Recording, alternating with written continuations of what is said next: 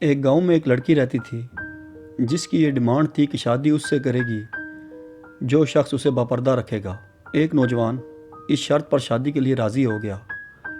دونوں کی شادی کر دی گئی۔ وقت گزرتا گیا یہاں تک کہ ایک بیٹا پیدا ہوا۔ ایک دن شوہر نے بیوی سے کہا کہ میں سارا دن کھیتوں میں کام کرتا ہوں، کھانا کھانے کے لیے مجھے گھر آنا پڑتا ہے جس سے میرا بہت زیادہ وقت ضائع ہوتا ہے۔ کل سے تم مجھے کھانا کھیتوں میں ہی لا دیا کرنا۔ بیوی اس بات کے لیے راضی ہو گئی۔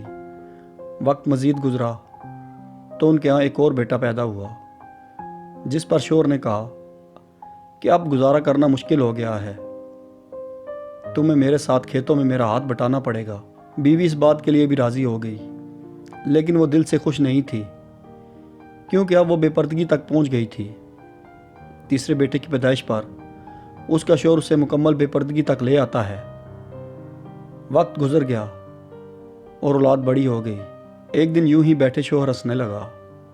بیوی نے پوچھا کیا بات ہے، کیوں ہنس رہے ہو؟ تو شوہر کہنے لگا کہ تو بہت پردہ کرتی تھی، آخر کار تیرا پردہ ختم ہو گیا، کیا فرق پڑا تجھے پردے سے؟ بے پردگی بھی تو ویسے ہی گزر رہی ہے۔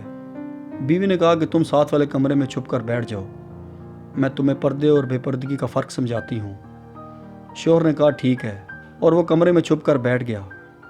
بیوی نے اپنے بال بکھیرے اور رونا پیٹنا شروع کر دیا۔ پہلے سب سے بڑا بیٹا آیا اور ماں سے رونے کا سبب پوچھا۔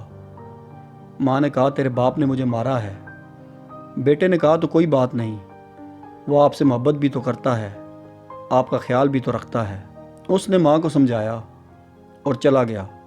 بیوی پھر سے رونے کی ایکٹنگ کرنے لگی اور دوسرے بیٹے کے آنے پر اسے بتانے لگی کہ تیرے باپ نے مجھے مارا ہے۔ بیٹے کو غصہ آ گیا، اس نے باپ کو برا بھلا کہا اور ماں کو سمجھا کر چلا گیا۔ اب تیسرا بیٹا گھر میں داخل ہوا تو بیوی پھر سے رونے لگی۔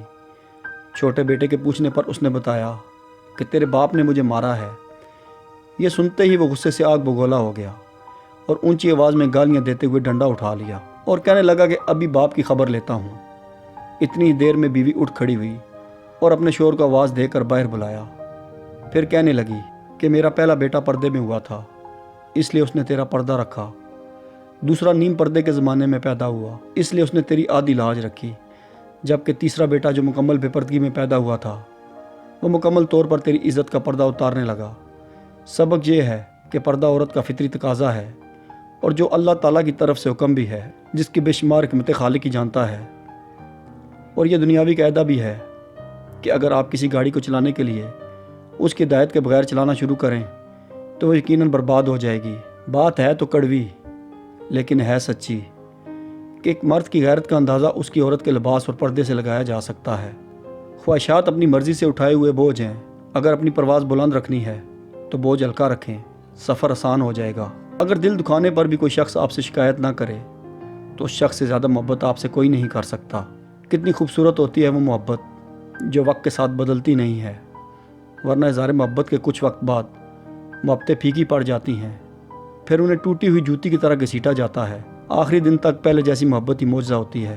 کہتے ہیں کہ بیوی کا غیر مناسب رویہ، بد زبانی اور شوہر کو اس کا مقام نہ دینا ہی شوہر کو جلد بوڑھا کر دیتا ہے۔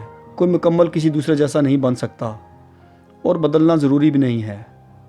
ایک دوسرے کو سمجھنا ضروری ہے، ایک دوسرے کا احترام ضروری ہے، محبت ضروری ہے اور سب سے بڑھ کر اعتماد ضروری ہے۔ جس مرد کو سچی محبت ہوگی وہ اس عورت کے ساتھ کو کبھی نہیں چھوڑے گا تو مر جائے گا۔